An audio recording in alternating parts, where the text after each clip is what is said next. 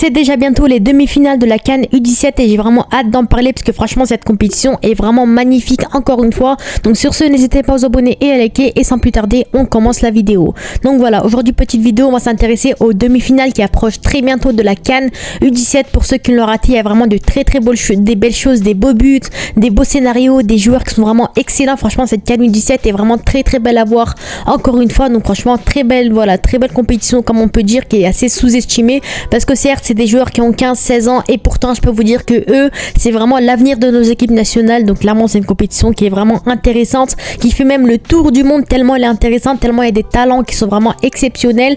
Donc voilà, on a pu voir qu'il y aura très bientôt les demi-finales justement de cette compétition opposant le Maroc à la Côte d'Ivoire et bien sûr le Burkina Faso au Mali. Que des très belles équipes, que des équipes qui ont réussi à se battre jusqu'ici pour se hisser en demi-finale et qui pourquoi pas vont aller chercher leur billet en finale potentiellement très bientôt Inch'Allah au Maroc.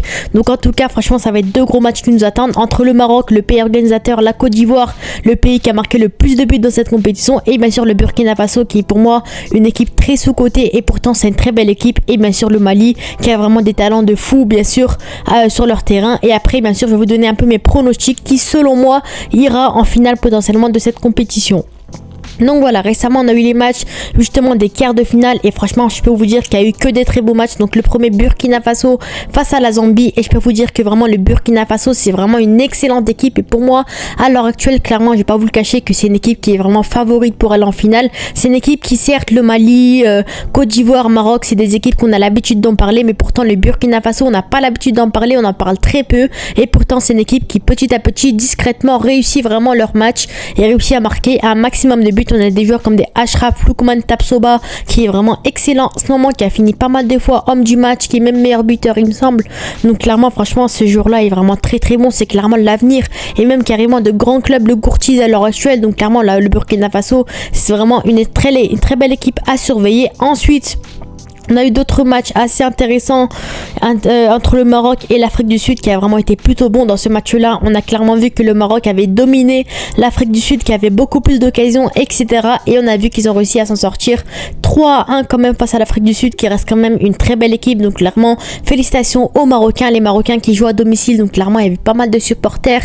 Ils avaient beaucoup de supporters qui les supportaient, qui étaient derrière eux, qui mettaient de l'ambiance. Donc clairement c'était bien sûr très beau à voir encore une fois. Et bien sûr on a eu les deux autres matchs qui sont finis sur des tirs au but entre justement la Côte d'Ivoire et le Sénégal, et bien sûr la Tunisie face au Mali. Donc la Tunisie face au Mali on a vu que ça finit 10-9, donc même les gardiens de but ils ont tiré cette séance tellement c'était compliqué à départager les deux équipes. Et du côté de la Côte d'Ivoire on a vu que même avec un carton rouge ils ont réussi à s'en sortir, et même entre le match entre la Côte d'Ivoire et le Sénégal on a vu que c'était un scénario assez similaire par rapport à la CAN 2023 qu'on a vu à l'époque où la Côte d'Ivoire avait notamment gagné la CAN. Donc peut-être que ça reste le même scénario pour cette CAN là, mais en tout cas la Côte d'Ivoire ici U17 a réussi à s'en sortir face aux Sénégalais alors que c'était quand même un match assez compliqué. C'est un match avec des occasions des deux côtés, match très serré. Donc clairement félicitations aux Ivoiriens. Et du côté entre la Tunisie et le Mali, clairement on a vu que techniquement le Mali était bien supérieur à la Tunisie, mais quand même la Tunisie heureusement pour eux ils ont réussi à tenir jusqu'au tir au but, et justement malheureusement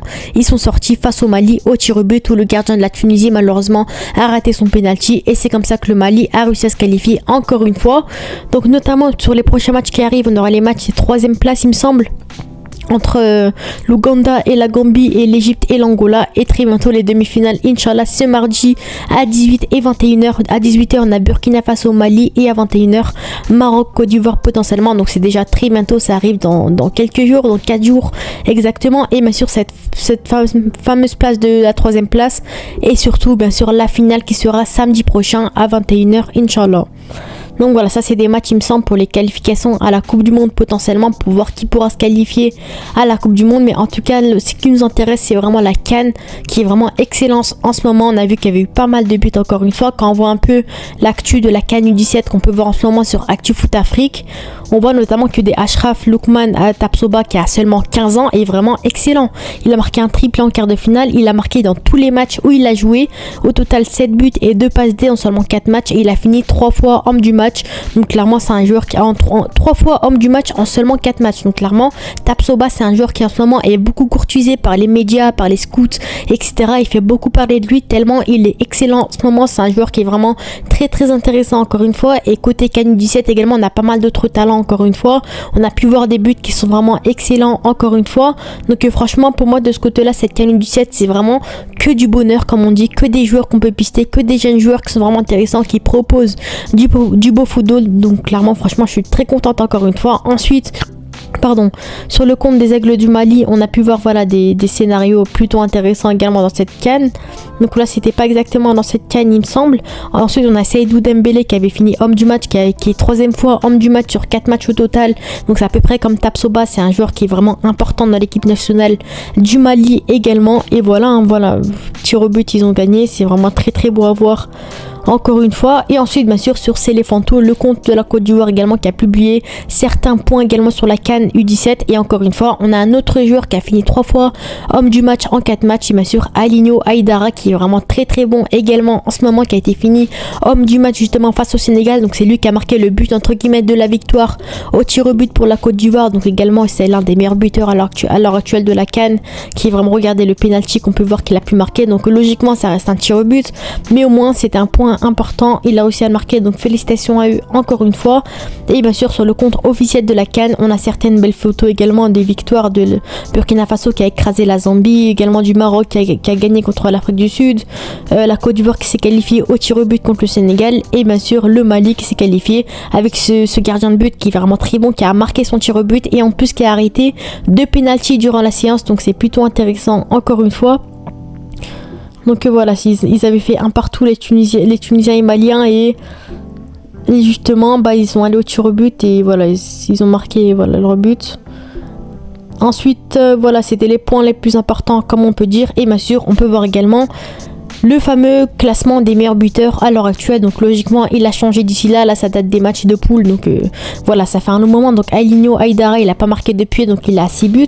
Lookman Tapsoba qui a marqué 3 buts contre la Zambie, donc logiquement il passe devant, donc il a 7 buts et donc meilleur buteur à l'heure actuelle de la compétition. Donc Tapsoba à mon avis après la CAN Inch'Allah il va rejoindre un très grand club potentiellement, comme des Aligno Aïdara et comme pas mal de joueurs qu'on a pu voir dans cette compétition. Mais en tout cas je vous donne un peu mes pronostics à mon avis, qui selon moi ira en finale potentiellement. Donc déjà on aura les demi-finales Burkina Faso, Mali, Maroc, Côte d'Ivoire. Donc entre le Maroc et la Côte d'Ivoire, à mon avis sans manque de respect à aucune équipe, à mon avis il y a des chances que le Maroc puisse se qualifier pour la suite de la compétition devant leurs supporters. C'est une équipe qui est vraiment très intéressante également. Après la Côte d'Ivoire on sait que c'est une équipe qui a une très belle attaque également, mais je pense que le Maroc bien sûr aura son mot à dire, et pour moi le Maroc aura des chances d'aller en finale potentiellement. Et ensuite entre le Burkina Faso et le Mali, là ça va être beaucoup plus compliqué à mon avis.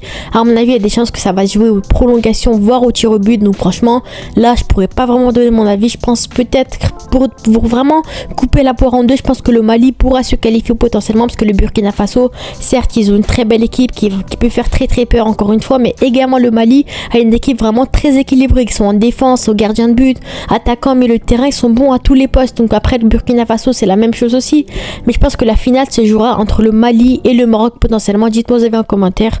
Sur ce, n'hésitez pas à vous abonner et à liker. À la prochaine. Ciao.